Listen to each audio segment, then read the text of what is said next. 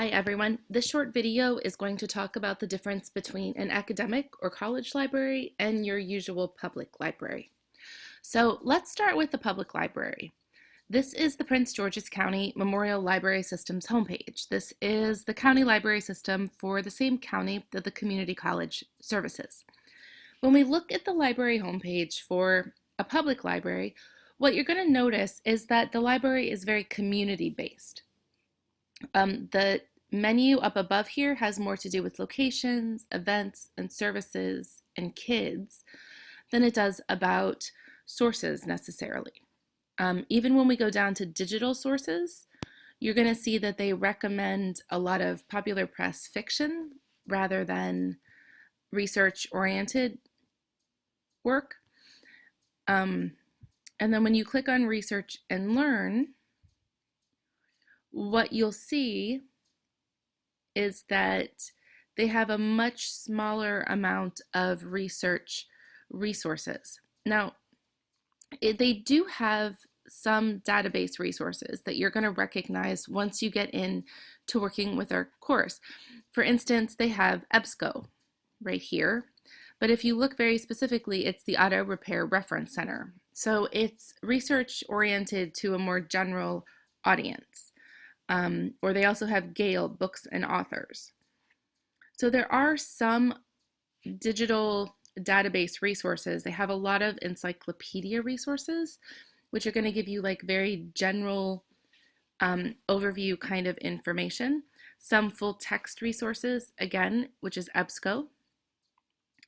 But in general, these are going to be very basic, usually reference level resources. There'll also be resources for the kind of average consumer. So lots of home improvement, lots of crafts, lots of learning about history. They do have the Literature Resource Center, which we also have. And then there's some like magazine sources as well. So there's quite a bit you can get from your traditional public library, but in general their resources are going to tend towards reference sources, those tertiary sources that kind of boil down difficult concepts for a general audience. Now let's take a look at just the Literature Resource Center, for instance. When you look at the Pgcc library, what you're going to notice is there's a lot less in terms of social activities, and there's a lot more specifically pertaining to research. Again, if we go over here to ebooks even, what you're going to see is that the ebooks that we have tend not to be fiction or general kind of reading for fun. They tend to be ebooks that are more scholarly in nature. And when we look at the research databases, they're arranged again by subject heading, and they tend to be much more complex kinds of sources.